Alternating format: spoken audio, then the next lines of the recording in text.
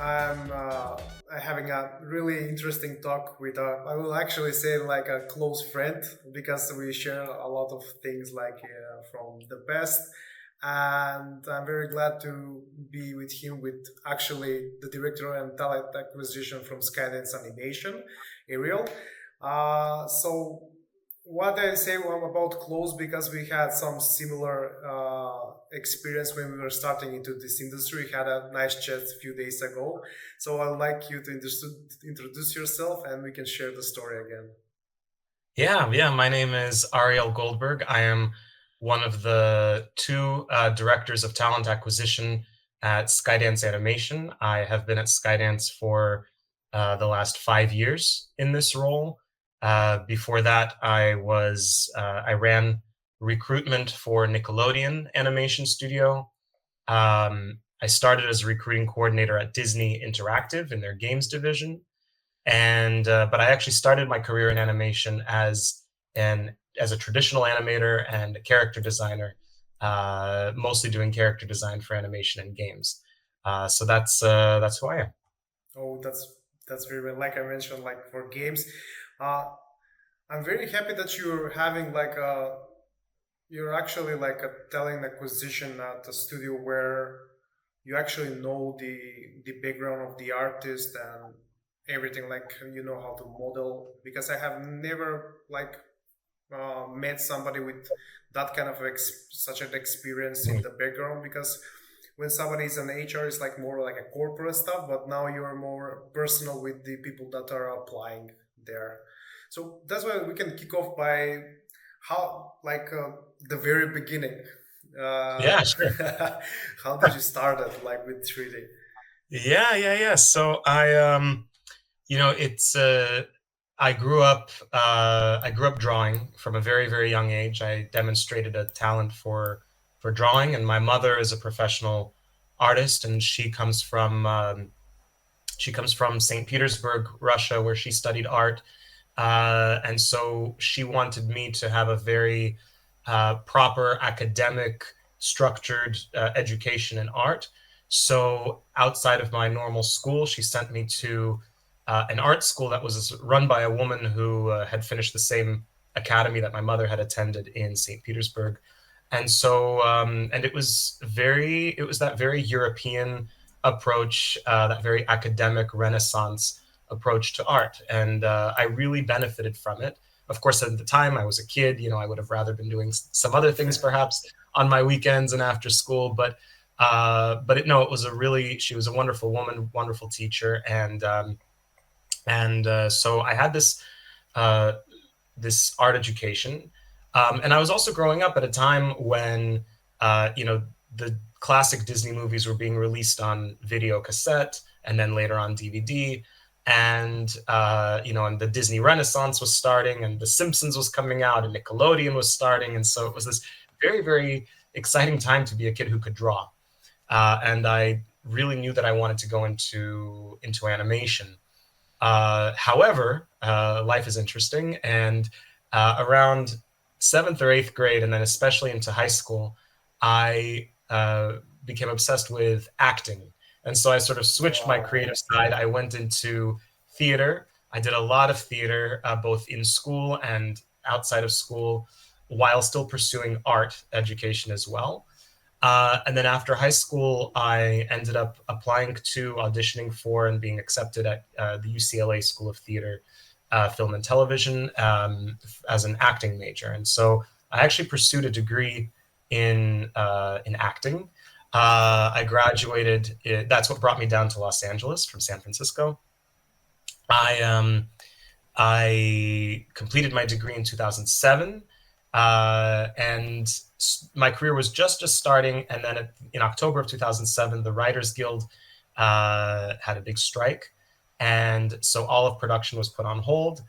And then just when the industry was starting to recover in 2008, the economy collapsed and the recession started. Yeah. Oh. And I and I thought, you know what, maybe this is fate telling me that I should try something else, at least for now. So I went back to school, back to UCLA, to the film school now, to specifically focus on animation, since I had this background as an artist. And I had never stopped drawing. And so I requalified, and I did my graduate studies in animation. I got very, very lucky. I had some incredible professors. My first year there, our character animation professor, his name is Tom Cito. He's a Disney animator. He then left because he was given an invitation to run the animation program at the University of Southern California. And my year was very, very lucky because to replace him as our character animation professor, we got Andreas Deja, who is a Disney legend.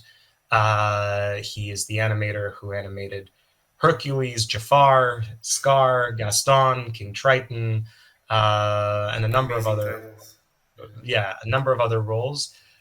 Disney animator from the time of the Disney Renaissance. And he had just left the Disney studio because they had switched from traditionally animated films to 3D animated films. And he came to our program to teach. He only taught for 1 year there, but he and I became friends.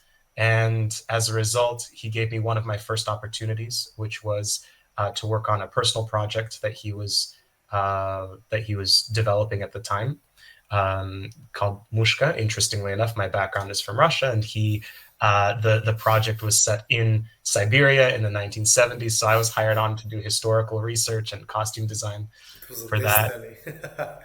Yeah, exactly. And then I was struggling to find work in Los Angeles, so I actually left Los Angeles and moved back to San Francisco to save on rent. I lived with my parents, and and I got a job at Zynga, which was a mobile game studio. Actually, at the time, they were a social game studio. That was before social disappeared and mobile came in.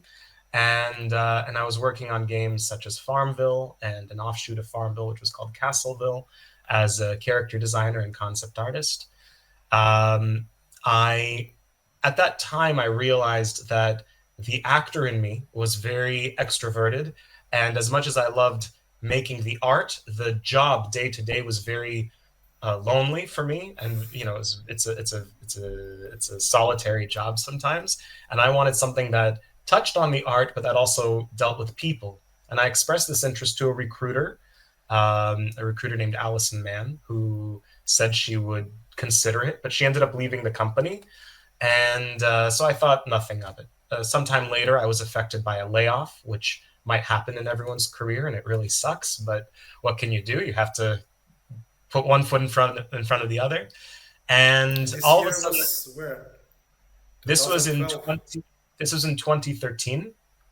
Yeah. I got laid off from Zynga, and actually it had to do with the fact that I was on the social games division. Those who are old enough to remember will know that before we all played games on our phones, we played them we played them online, right? We Yeah, would through log on to Facebook Facebook. and Yeah, exactly, Facebook, and so that was called social gaming. And so the company that I was at, Zynga, they had a social games division and they had a new mobile games division, and they realized that the social games were quickly turning into a thing of the past, that everybody was going to be playing games through apps on their phone. And so they cut the entire social games division, and I was laid off. Again, this is the early summer of 2013, June 2013. Allison, that recruiter, she reached out to me. She said, "Hey, guess what? I'm at Disney Interactive now. Would you be interested in moving back down to LA and working at Disney? I think I have an opportunity for you." And I said, "Oh, that's great." She said, hang on. It's not an artist role." And I said, "Okay, what is it?" And she said, "It's a job in recruiting. I need a coordinator to support me and two other recruiters." And I said, "I've never done it before. I don't know what it is." She said, "Listen, it's not hard. You'll figure it out. It's walks that line between understanding the art, but also being very social. And it's a 3 month contract, so if you don't like it, if, it got you into Disney. So then while you're at it, recruit yourself into an artist job at Disney." I thought, okay. I was interested in moving back down to Los Angeles anyway. So I moved down. And that's a whole story because I didn't have money. I didn't have a place to live. It was all very bohemian. And, there's a reason why at one point in your life, you're in your 20s. You have the stomach for certain things that you won't have the stomach for later in life. So I lived in very interesting ways for a little while. But I took this job. And interestingly enough, I really didn't like it at first. I liked the people I was working with. I liked being at Disney, but recruiting, my brain just worked very differently. Human resources. When you're an artist, you're taught to think in broad strokes and then finesse the details as you go along. In human resources, it's the opposite. Learn the rules. Don't make any mistakes, because if you make mistakes, we could get sued. Right. So my brain wasn't structured that way, and I'm not very process oriented by nature. And so it was a big learning curve for me, but I stuck with it. And I took a second contract on that job, so another 3 months. And then I really learned the job, and it became very interesting. And I realized, once I was no longer struggling with it, I realized what could be very compelling about it. And so I stuck with it. I was at Disney Interactive. Eventually, I switched from contract to full time. I was there eventually for a year and a half. And I realized a couple of things. I realized, one, that I was not very passionate about games. I've had a lot of my career in games. My mom works in games. I have a lot of respect for games, but it was never my preferred method of storytelling. I like episodic content. I like feature films. That's really what I love. So I knew that if I wanted to advance in my career, I wouldn't advance very far if I didn't care about what the product was. So I knew I wanted to go into films or television. And I knew I needed to get out of human resources because that department just wasn't structured for me. Again, all the respect in the world for human resources. They do a very important job. Just wasn't the way I was wired. In the meantime, Allison, that same recruiter, she's sort of like an angel on my shoulder.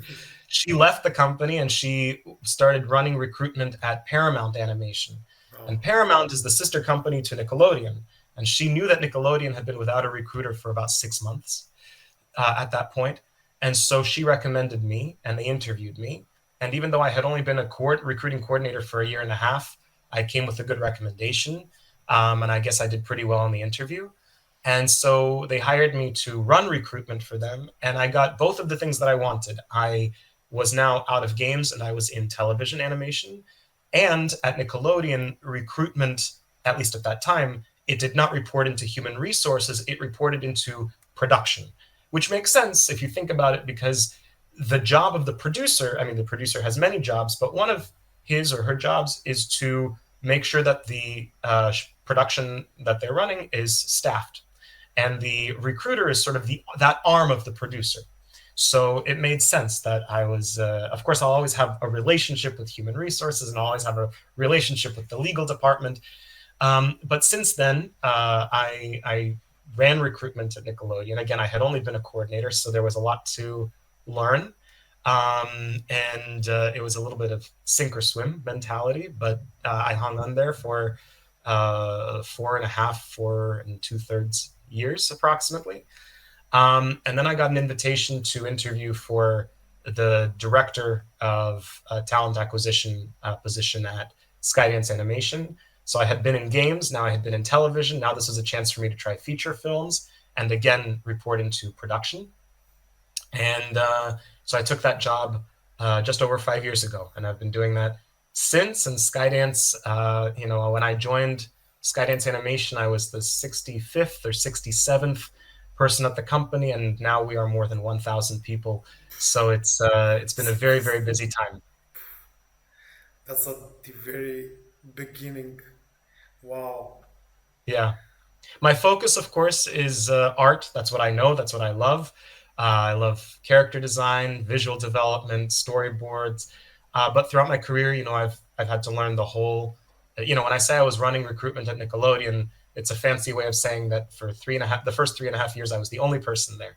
So running it is a little bit of an overstatement. I was just the recruiting department, and so I had to learn everything. And so sometimes you have to fill those artistic roles that I know, and sometimes you have to learn new roles.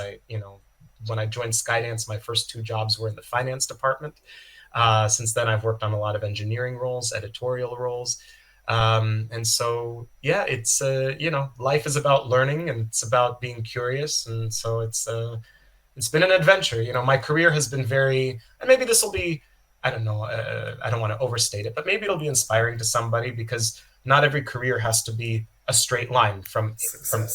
to Z. It's my career has been, I was drawing, then I was acting, then I was drawing again, now I'm recruiting.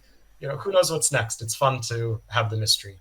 Really, I very appreciate that you share like such a very close details because like you mentioned, it's like somebody will say, okay, I just went to 3D and from there I took off and something like that. But actually, all of us has a struggle to get to the point that you like to be. But Yeah, actually, it's a very nice that you accepted like the challenge and the adventure, and it lead you to the job that you actually like you wanted and like you're built to it. So yeah, I'm very curious when you say like, how did you find out that you're not fit for a job like that, or you don't have the abilities? So how do you shift? Like, how do you understand that you're not built for that job? Like, because you're now in talent acquisition, and you were previously in the same position now, I yeah. suppose. But how do you feel the structure? Because sometimes somebody will say this job doesn't apply to me, but actually it was like it's like a mental challenge, not just like a artistic one. You actually, I'm glad you asked that question because it was a long story and I was trying not to make it longer, but so I skipped over a very important part. But since you asked the question, I think it's worth mentioning. You know, when I started at Disney, and it was my first time in human resources, my first time in recruiting, and it really wasn't something that I understood. I was making so many mistakes, and of course, as I said, the number one rule in HR was don't make mistakes because we could get sued. There were so many times I should have gotten fired, and maybe I don't know, maybe I have a nice personality or something. I don't know what kept me around. People liked me, but they were angry with me a lot. You know, they were really giving me second chances, third chances, and I felt bad. I didn't want to put people in that position. I felt guilty. I was struggling with it. I was thinking this is obviously not for me. Now I've had this, 11-year career in recruitment so far, maybe even more, 12 years. But at the time, I was thinking this is so clearly not for me. So I thought I need some advice. I didn't want to ask my friends because, they're all at the start of their careers. What the hell do they know that I don't know? We're all equally stupid. And then I shouldn't say that about my friends. My friends are wonderful. And I didn't want to ask my parents because, my father was going, I knew exactly what they were going to say. My mother was going to be very supportive and very loving and say, if you're not happy, try something else. And my father was going to say, have integrity, do what you have to do, you made a commitment, etc. Less So man instead, standing. exactly. So instead I called my uncle. My uncle, this is my father's younger brother. They have a big age difference. And my uncle was only 16 when I was born. And so he was always like a cousin, like an older brother to me. And he started his own business. He also had to shift careers. He was a nuclear engineer who then went a totally different career, started his own business. And I knew he worked really hard, and I really respected his opinion. And I knew he'd tell me something that was honest, that was loving, but that was also a little bit more distant than my parents. And so he could just be very straight with me. And he said, listen, of course you don't like it. And of course it's something you don't understand. This is something you've never done before, and you're only 3 months in. You're still struggling, and so long as you're struggling with something, you're never going to like it. You haven't given yourself the chance yet to know if you can like it or not, if you can understand it or not. You're just giving up because it's hard, but everything's hard at the beginning. And he said, look, a learning curve, even for the smartest of people, even for the most driven of people, can take several months. He said, I guarantee you, at the time I was being offered a second contract. So I was asking him, should I take this contract or should I try to do something different? And he said, take the second contract because I guarantee you by the end of this contract, you'll have 6 months and you will know the job. And then once you stop struggling against the job, opportunities will open up. You'll see the job in a new way. And then it'll take you maybe another 3 months to get really good at that job. And then you should commit and give the company that gave you an opportunity another 3 months so that you can give them a full year, so that you can give them 6 months where it took you to learn the job and another 6 months where you could actually do the job in the way that they would want you to do it. And I'm really glad that he gave me that advice because it was true. Once I saw the full annual cycle, I understood it much better. Once it stopped being a challenge for me, once I cracked that code, and that was just time. It's like learning a language. Once you crack the code, all of a sudden you see how it can be interesting. You see how you can experiment with it, how you can fool around with it, and it becomes not so much a daily struggle, but it becomes a daily, almost like an intellectual, like one of those word games or a Sudoku. It becomes like this puzzle that's actually kind of fun. It's challenging, but it's fun. So I would recommend to everybody. Sorry, it's a long answer, but I thought No, no, the no. I'm details. just blown away. I don't want to say anything because that was a master advice. But please continue, And please. it's my uncle's advice. It's not my own. It's Len Goldberg. It's his advice. But I'm really glad he gave me that advice, and I would pass it on to everybody else. I would say everything that's new is going to be hard, and for most people, when things are hard and you don't understand it, it's very easy and comforting to say, well, let me just give up on it. But if you give yourself the chance, not give the job the chance, give yourself the chance to learn something new, you might come through it and decide you still didn't like it, but at least you know. At least you know. After 3 months or 6 months, you don't really know. You're struggling. So you're tired, you're exhausted, you're going through all the normal, natural human emotions, but give yourself the chance to know, and that takes time. For certain things, there are no shortcuts. You just have to commit. And that's why I recommend to everybody, sometimes people come to me and they'll say, if I quit a job in less than a year, does that look bad? And I usually say yes. And it's not because, some jobs don't last a full year. Some jobs you just have a contract and that's fine. But if you, usually it takes that much time to see the full cycle and to really learn it. So give yourself that opportunity. Oh, actually, that's very promising to everybody because when you see a portfolio that is and is somebody that was working for a company for less than 1 year, definitely it will impact even so for the talent acquisition like yourself to see those why did you do this, and it's maybe a green flag or a red flag. But Mhm. that's where my next question is when somebody is applying for a job at Skydance, for example, because you have a lot of experience and you're not just creating the portfolio, but also you're seeing the people that are applying for the job. You having conversation with them.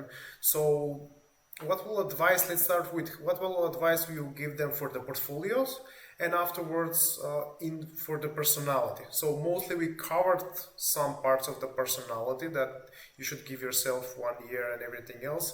But what is actually the personalities to do the job?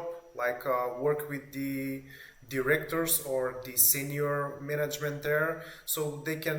You're not going to be pain for them or just draw them back. Yeah.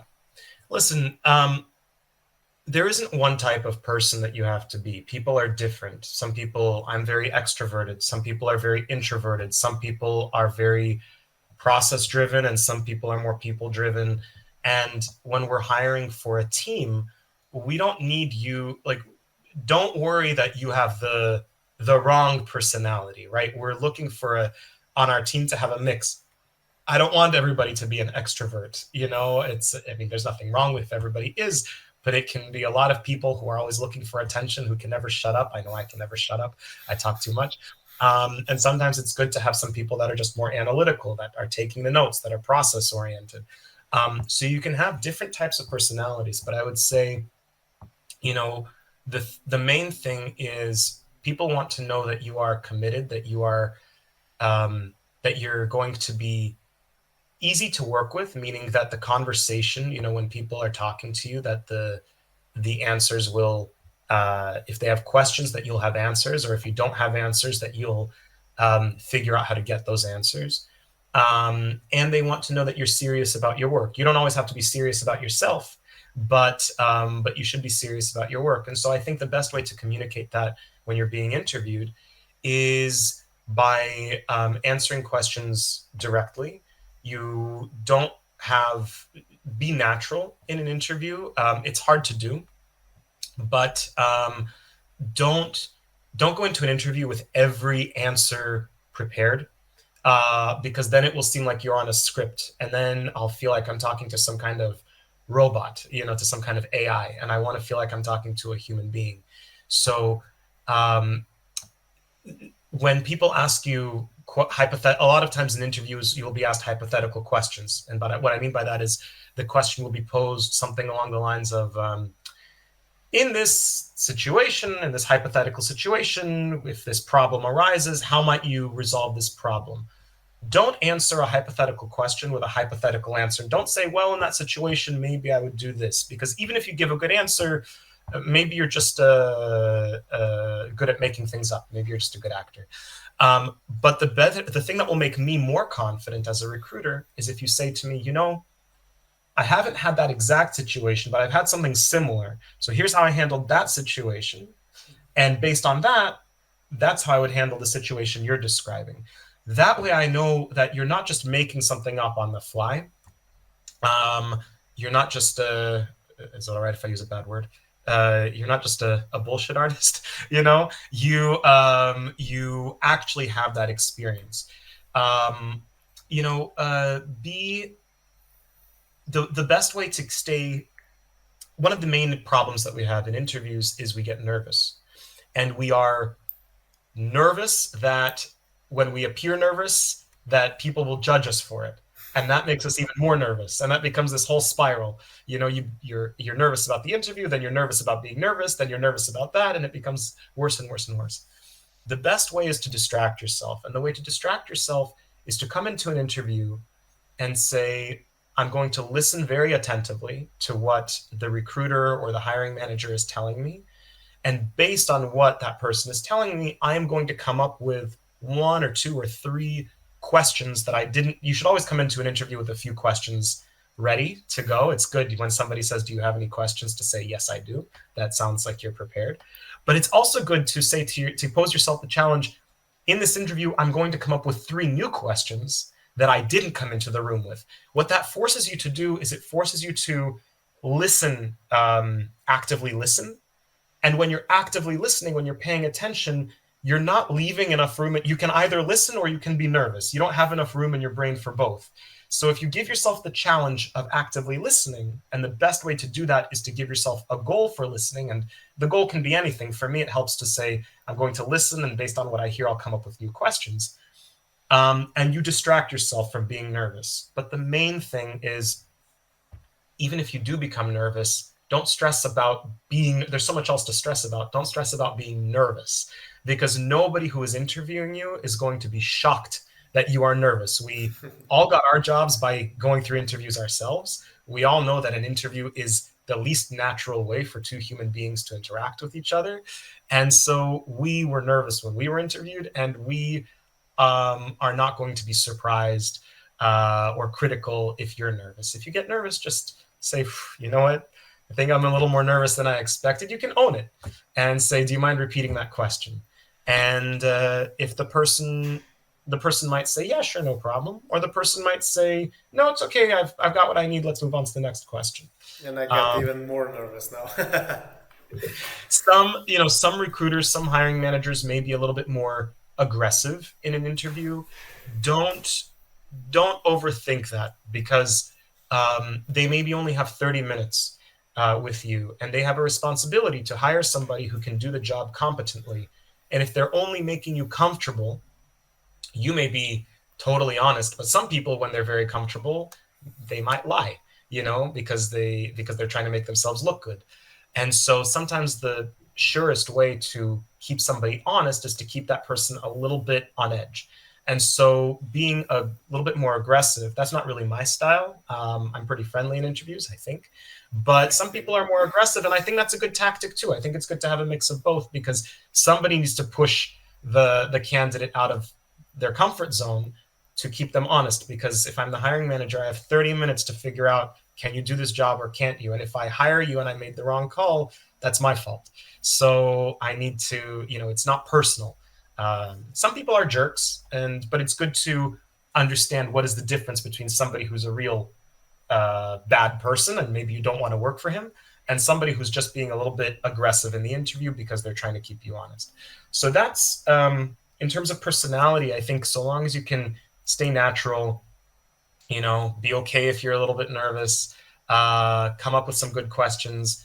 That's all we really look for in personality. We're not looking for you to be a specific type of person. We want many types of people. I'm not hiring somebody to be my friend at lunch every day, or to come to my You're wedding. I'm hiring hiring a somebody teammate. that I can work with. Um, and and then in terms of portfolio, I would say the quickest and sort of and most specific advice that I can give about portfolios, and this applies whether you're a storyboard artist, whether you're a modeler, whether you're a lighter, anything really, is I would say figure out the types of projects you want to be working on.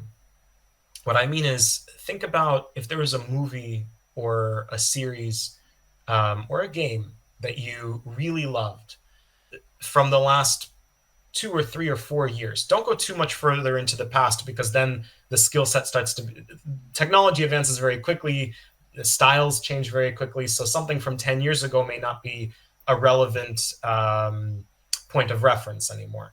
So stay within the last 5 years, preferably within the last 2 years, and think to yourself, oh man, I would have killed to have been, say, a character designer on Luca, Pixar's Luca, right? Okay, so go on IMDb and look up who were the character designers or the storyboard artists or the character modelers, whatever you want to be doing, on the movie that you wish you could have been working on. And then look up their portfolios. The first thing you'll find is that, let's stick with character design. That's what I know best. The first thing you'll find is, let's say there were 5 character designers, just to pick an easy number. Usually it's somewhere around there. About 5 character designers that worked on Luca.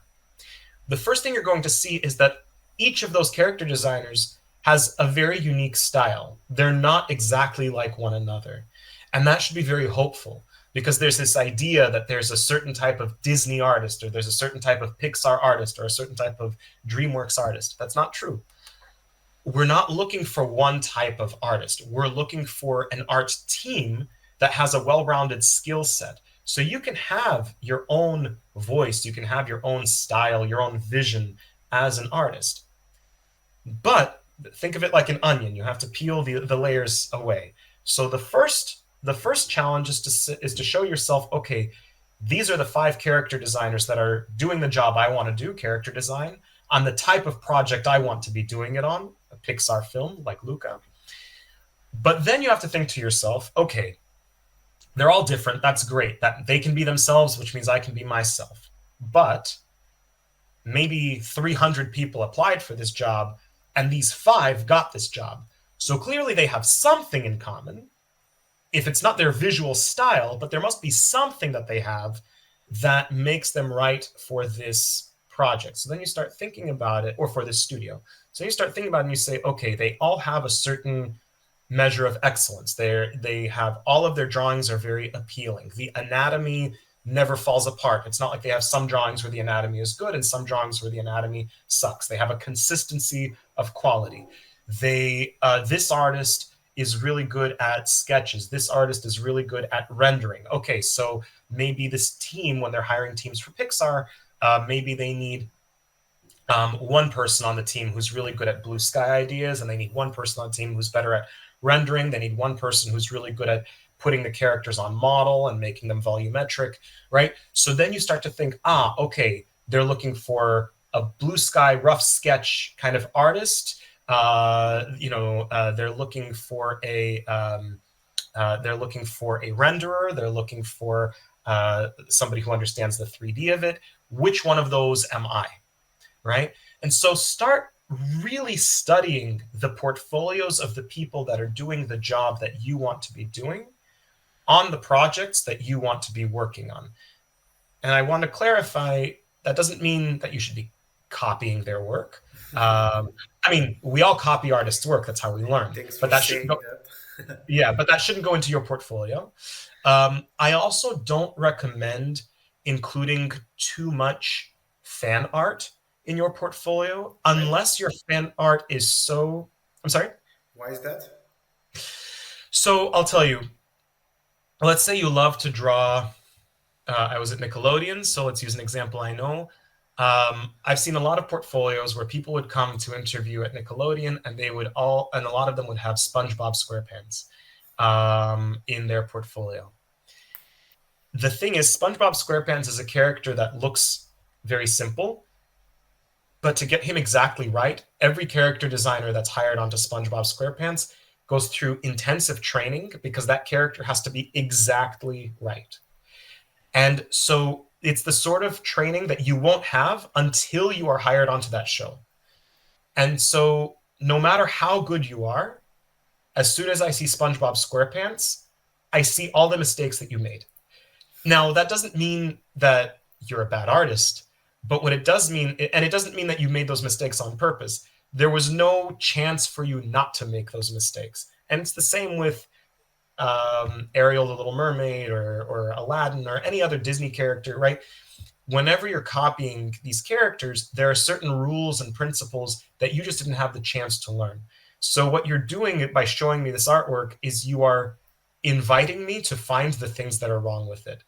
It's not like I'm looking out for those things. I'm not trying to be a jerk, but my eye, after so many years of working for Nickelodeon, my eye is so trained for what is the right SpongeBob and what is the wrong SpongeBob that I immediately see it and immediately I have wrong associated with you. I try not to hold it against it. I try to be, but on a sub kind of what's it called Subconscious, yeah. on a subconscious level, it's there. You've prejudiced me against you a little bit.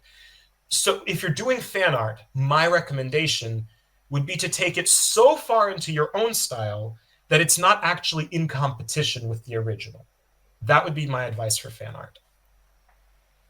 So when you transition from to Skydance, so basically you have to train your eye and speak with the directors or producers. So what the what actually do producers or art directors are asking from you, like to what kind of a persons to hire or something like that? So how they can get prepared to do a great interview, so for you to like say that person is for us. So at the beginning of every, when a position is, when a production decides that they need a position filled, um, typically the person who officially opens the position is the producer on the show. The producer is the person who controls the budget and the schedule and the head count, the number of people that we hire. And so there will be a conversation between the director of the movie. The director is the creative head of the movie, and the producer is the business head of the movie, right? If we're talking about games, it's the project manager is the same word for producer, but in games. And so the producer determines, yes, we can delegate this budget for this position right now. That will be in a conversation with the director, who is the creative head, and with the head of that specific department. So if it's the CG supervisor, if it's the art director or production designer, if it's the head of story, or in episodic television, what we call head of story and features is called the episodic director. Um, and so and then I will have a kickoff meeting, or whoever the recruiter is for the position will have a kickoff meeting with the head of that department. So now I don't, the producer told me that the position is open. Now I have a kickoff meeting with the production designer, right? Because I'm looking for a visual development artist. And then I will have a very specific conversation about what that person is looking for. You know what? Let me leave production designer alone for a second right now. Something that's going on specifically right now in the last few weeks at my job in storyboards. I'm talking to the heads of story on various productions, and we are right now we're actually looking not just at one production, but more broadly at the studio. And we're trying to figure out what don't we have at the studio. And we're sort of thinking, okay, maybe we don't have enough action, or maybe we don't have enough comedy, or something else. And so then we start to review various portfolios, and we start to discuss, okay, this is good for, they'll tell me, I'm liking this portfolio for this reason, but I think it's weak here. I really like this portfolio. And so then I start to, through this review, through this kickoff session with my hiring manager, I will start to figure out, okay, what is this person specifically looking for? And then based on that, I will go and start looking through portfolios. I'll post the job, people will apply, and I'll start looking through portfolios, not only through people who have applied, but also I have a list of artists that have been working for a long time that maybe I'm also reaching out to and seeing if they're available and if they're interested. So there's a certain measure of people applying, and there's a certain measure of me going out and headhunting or sourcing, as we say in recruiting. Um, and so, what am I looking for? It really depends on the position that you're talking about. But broadly speaking, yes, I'm looking for consistency of quality. That's not to say that you don't make bad drawings. Everybody makes bad drawings. The best artists, most experienced artists that I work with make bad drawings. But what they don't do is they don't include that in their portfolio because they have enough of a critical eye and enough of an objective eye when it comes to their own work to see this is my best work and this is not my best work. And it's important to have a discerning eye when it comes to your own work. It can be hard, but it's important because even if I see some very good pieces in your portfolio, but then they're followed by pieces that are not so good, uh, it suggests to me that yes, sometimes you can make good work, but is that accidental? Did that just happen because sometimes, our wrist went this way instead of that way and it worked out? Or is it because you actually know what you're doing? And if you know what you're doing, how come you aren't repeating it? And if you, but that's okay. Not if, even like I said, even the best artists don't always repeat it. Sometimes they make bad drawings. But then why are you including this drawing when you can see that it's not as good as the other drawings? Or maybe you can't see it. And that's where I get nervous as a recruiter, because if you can't distinguish your good work from your bad work, that means that it's going to be extra work for your art director to manage you, right? Because that means that they're going to have to be your eyes for what is working and what isn't working. And they don't have the time to do that. So this So I need. is so this is for more for like a senior position, like that are applying, or for junior that you're saying, or for junior is different. Um, for junior positions, if you're straight out of school and I see a lot of potential in your work, I still need to see that you have the fundamentals. I need to see that the anatomy is always working. I still look, I've been very lucky. I worked most recently for some really, really top-notch studios. And those studios, even the most junior artists that we hire, and we do hire artists right out of school. I like to hire a mix of artists. I like to have people that are in the middle of their career, people that have been working for 30 years, and people that have been that are just finishing school. People that are just finishing school, what's great about them is they bring a new perspective. They have more of an understanding of the current culture, current trends. So that's what they bring to the table. But the studios I work for, they still set a very, very high bar for even the beginning, even for the junior students. So you have to be the top of your class. You have to be an artist who who draws every day, many hours a day. Because unless you do, you're just not going to improve. You need to make sure that your anatomy is perfect. You need to make sure that you're not just human anatomy, animals, four-legged animals, birds, fish, all sorts of insects. You have to make sure that you understand these things. And then you have to be able to, if you're working on a animated feature film, or especially on a series, you then have to have an element of caricature and design and fun that you can incorporate as well, but still maintaining the principles of anatomy and the rules of the world that you are creating. You have to understand perspective. Yeah, Um, just one thing like this, we're still speaking about characters, so that's one thing to just keep in mind for the yes, junior characters. Sorry, I audience. always default to characters because that's my safe space. With a 3D model, I need to make sure that I want to see that your topography is good. I want to make sure that your mesh is clean.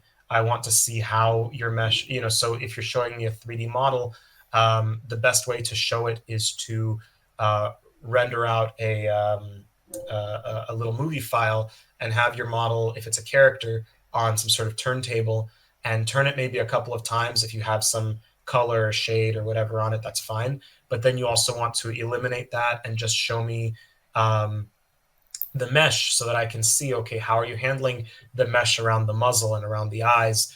Because all of that will impact how well that will work with the rig. Rick. Um, you know, um, if you're doing lighting, then in your portfolio, I want to see the different lights. So I want to see maybe a movie clip rendered out where you start with the basic shapes with a neutral light, and then maybe you start turning lights on and off and showing me kind of how you are choosing the lights, and how you're doing it economically, right? Because yes, we can do ray tracing and we can spend a million hours rendering, or you can fake the backlight, and a couple of spotlights, right? Um, if you're compositing, I want to see the image broken down onto the layers. I want to see how they come together. If you're a story, I want to see that you have, you can be a comedy person or you can be a drama person. Some people say, what, I just don't understand comedy. That's fine. You don't have to be comedy, but there does have to be some variety. So I need to see at least 3 storyboard sequences, each one no longer than 2 minutes. I need to see that each sequence has a clear beginning, middle, and end. It has to be something that can easily play in pantomime. Think of it as a silent movie. Maybe there's dialogue, but I have to be able to take everything that I need from that storyboard, even if I never turn the dialogue on. It has to be clear. The pantomime has to be very clear. The camera, if you're working on feature films, has to be very cinematic. Um, Not all the time. Sometimes a scene calls for just a simple camera setup, but then you want to have another sequence that shows what you can do with a more dynamic camera, maybe a drone or a crane shot. Um, if you're an editor, I want to see that your timing is really sharp. I want to see that you are using your timing and your dissolves and your fades and your cuts in ways that follow the principles of cinematography and that serve the story. At the end of the day, this sounds cliche, but the most important thing is that everything you do as an artist has to be in the service of the story. So if you're designing something a certain way, modeling something a certain way, lighting it a certain way, storyboarding it a certain way, it all has to be something that elevates the storytelling. And if you can do that, then even if you're straight out of school, then maybe your drawings aren't as clear, or maybe your models could do with a little bit of fine tuning. But if I see that there's a unique voice, there's something very appealing and fresh about it, then I'm happy to give somebody a chance. Oh, that's nice. That's actually in very deep like detail. So we covered, I think, everything about that. But just last thing, I think, when we actually talk through the whole process from the end to the beginning, like from the interview, but we can cover like when they're applying. So mostly the portfolio has to be like sharp, and we know from the senior, from the juniors, mostly because from the M3DS Academy we have students that are finishing the academy and they're preparing their portfolios. But when they apply for the job, how do they need to construct the emails? How, like, what are the good Yeah. emails or bad emails?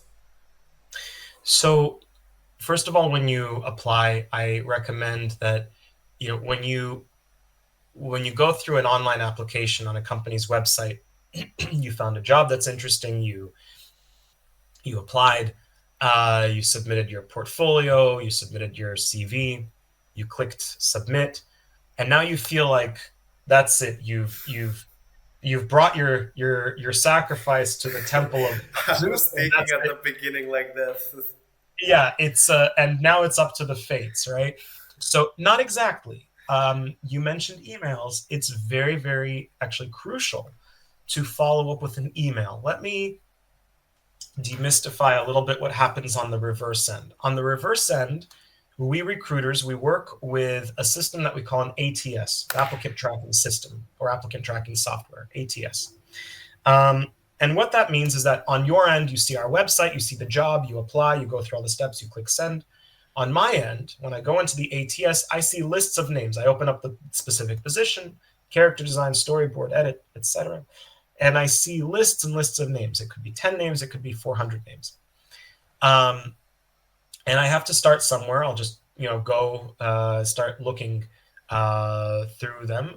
Now, I might be working on 10 sometimes 5, sometimes 10, sometimes 12 positions at one time. And I can't, let's say 400 people apply. I can't send 400 portfolios to my hiring manager. My hiring manager is not a professional recruiter. My hiring manager is trying to make a movie. He's trying to run that department. So any time that he or she takes to be involved in recruiting is actually time away from their main job. So I have to make it manageable for them. My job is to be the first filter. So I will go until I find about 5 or 7, sometimes 10, but usually 5 or 7 submissions that I think are good. Usually, I don't know why, but no matter whether I'm looking for finance positions or artist positions, usually it's about 10% of applicants that have the skills that I need. So if there are 400 applicants, that means about 40 will have the skills that I need. So I found 5 portfolios that I think are really good. That means that I've gone through about 50 to find those 5. So okay? You are not going through the whole 400. Right. So I've gone through 50. I found 5 that I think are good. I will send those 5 to my hiring manager. And now I'm waiting for my hiring manager to say, I like these or I don't like these. And while he's taking his time, I'm not working on that position anymore because I have 10 other positions to work on. And maybe those 5 are fine. So why should I be doing extra work when I have all this other work to keep me busy? So now I've gone through 50 to find those 5 out of 400. So there's 350 that haven't even been looked at yet. And statistically, 35 of them should be totally fine. So I'm working on my other roles. Now my hiring manager comes back to me and he says, you know what? I don't agree with you. Give me 5 more. Okay, I go through another 50. I find 5 more. And he says, you know what? Okay, great. Out of these 5, I really like these 3. Let's interview them. Okay, so we interviewed those 3. We hired 1. That's it. The position's closed. There's still 300 people that didn't get looked at. Now, I'll look at them eventually. I know there's still statistically 30 people in there who are probably competitive for this job, but it didn't help them that they were competitive for this job because my responsibility is not to go through everybody. My responsibility is to find for the hiring manager somebody that he is happy with. And I've done that. My job is done. So, but what I'll say is every once in a while, somebody who submitted an application will also send me an email. And simple email, very short email, that's something that I can read in less than 1 minute, that says, hi, Ariel, I applied for this position. I wanted to follow up. You can say it just to help my portfolio stand out. Please see, here's the link to my portfolio. My CV is attached. Here's the password for the password protected part of my portfolio. If there's anything else you need from me, please let me know. Thank you for your consideration. That's it. Short email, short and sweet. That person may have what I'm looking for, may not have what I'm looking for, but I can guarantee you one thing. That person will not be in the group of 300 that I don't look at. That person will absolutely be looked at. And so if you email a recruiter, you must, if I insist on anything, you must email a recruiter. It guarantees that you will be looked at. And it doesn't really matter. You don't know which recruiter is overseeing the position. On my team, there's 4 people on my team in LA. There's another 5 or so people on our team in Madrid. You have no idea which of us is overseeing this specific position. But it doesn't matter because, for instance, roles that I don't handle very much are production assistants, for instance. Sometimes I get those emails and it's somebody who applied to a production assistant role. That's okay. The first thing I'll do is I'll just forward that email to my colleague who is working on that role. I can go into my ATS, my applicant tracking system, see who's overseeing this production assistant role. Aha, it's Christina. So I'll send it to Christina. And that's it. It's the same thing. Guarantee that you will be looked at. I will never just delete that email. That would be very evil of me, and I'm not that evil. So, but so that's why it's really important to follow up. And you follow up. Who do you follow up with? You follow up with the recruiter. How do you find out the recruiter? We're all on LinkedIn. If you apply for a job at Skydance Animation and you search LinkedIn Skydance Animation Recruiter or Skydance Animation Talent Acquisition, you will find me and you will find all of my colleagues. Um, and then email. How do you find our emails? It's not so hard. If you do a simple Google search, what is this email convention or email format for Skydance Animation? It will tell you. If it's a big company like Disney, there may be many email formats just because it has many, many employees. And so you can try all of them. Every variant you can put in the 2 line. Or if you want it to be a little bit more discreet, you can put all the variations of the emails. Say there's like 10 different variants. I know at Disney there's like first initial underscore last name at Disney.com. There's first name dot last name at Disney.com. There's a bunch of variations. Maybe you can put them all in the BCC line. That way, when the person that you're intending to email gets the email, he or she doesn't see that you tried 20 other versions, right? And you look a little bit more structured and organized, perhaps. So, but just email. Keep the email very short. The other thing to realize is we recruiters, we are one of the most outward facing parts of any company. As a result, we get more emails than anybody else because when you work at a job, you're getting emails from your colleagues, you're getting emails from your boss. We recruiters, we get all of that. And we get all the emails from outside, people that are trying to connect with us, to work with us. Oftentimes, recruiters are also the part of the company that's involved with participating at festivals or going to schools. And so we're also getting emails from lots of different expos and all of that.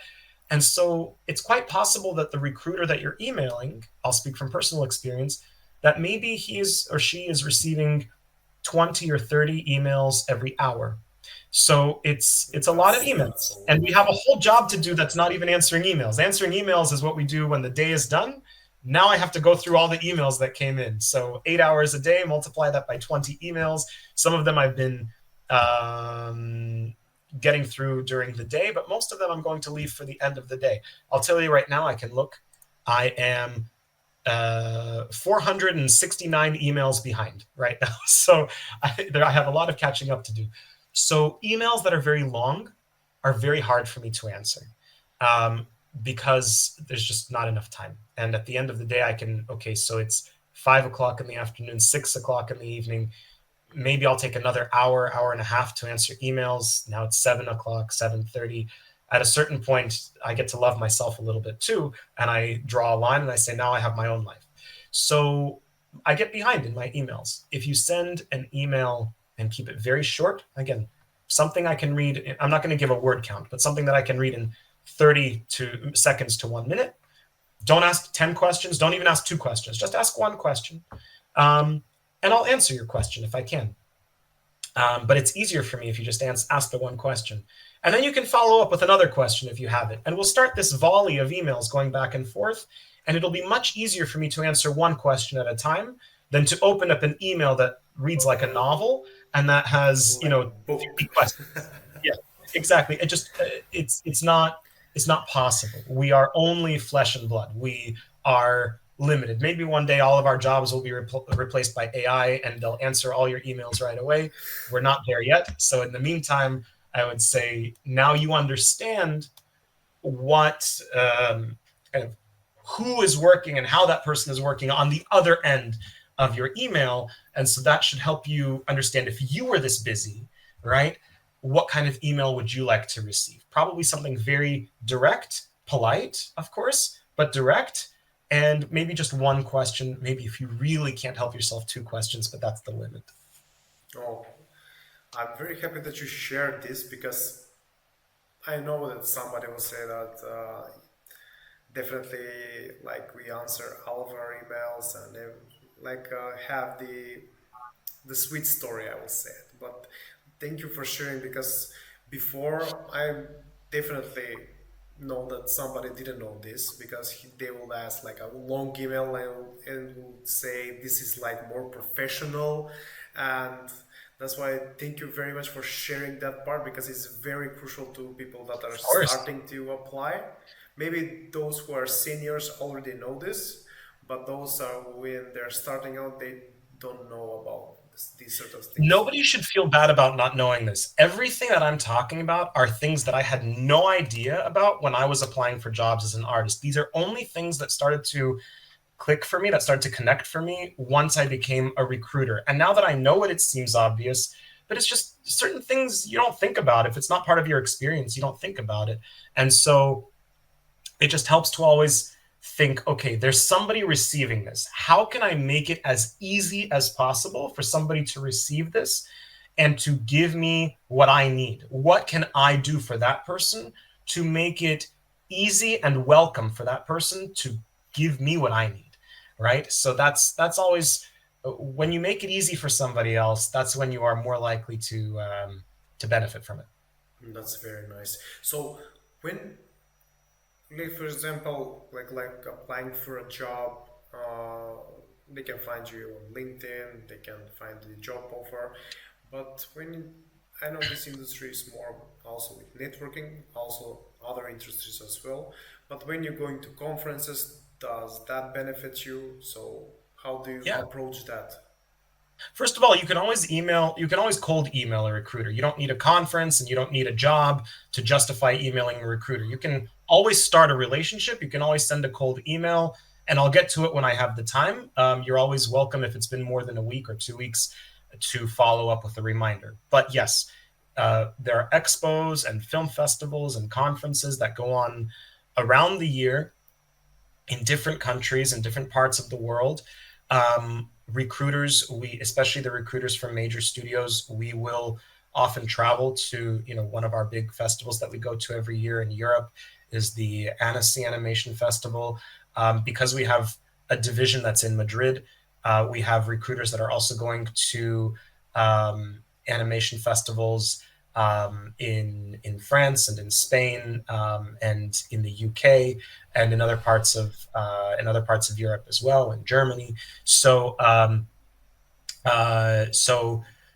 it's an investment of time, of course, and it's an investment of money.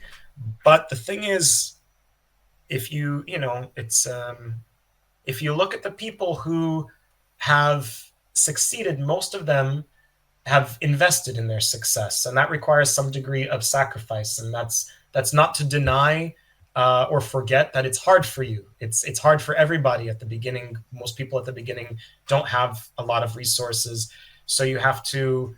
Some people they say, okay, I'll deny myself this, but it's because I have to get to Annecy, or I'll deny myself that, but I have to get to the THU conference or whatever it is.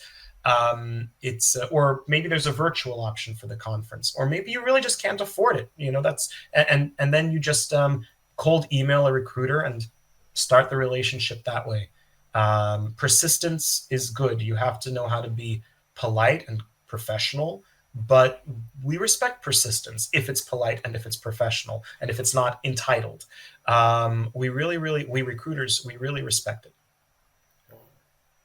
I'm very glad that you're giving me the option because, like I mentioned, nobody like I would say 80 or 90% can go to all of the festivals because some of them are in the US, some of them are in Europe. Mostly, like also they're in Europe with connecting with major like studios, directors. So I'm very happy that you've shared honesty, I will say, because it's something that somebody needs to hear, and mostly for juniors. Even so, for me, it's like there's so many new things. Even so, I've been to so many festivals, meet so many people, but I really appreciate that you have done this, and It's my pleasure. I am lost of words. I don't have any questions by far. If you'd like to share something extra, but No, mostly I unfortunately I'll have to leave in a minute only because I have an appointment I have to get to in about 15 minutes. But no, I would say, look, it's there are certain careers, uh, teaching, lawyers, doctors, where there's more of a straight line. You can start here today and you can sort of generally more or less see the next 50 years. If you're entering entertainment, it doesn't matter if you're an actor, it doesn't matter if you're an artist, if you're a writer, if you're a producer, you're entering something that's always going to bend, always going, it's like you're on a road in the mountains that's always going around. You'll never see around the corner.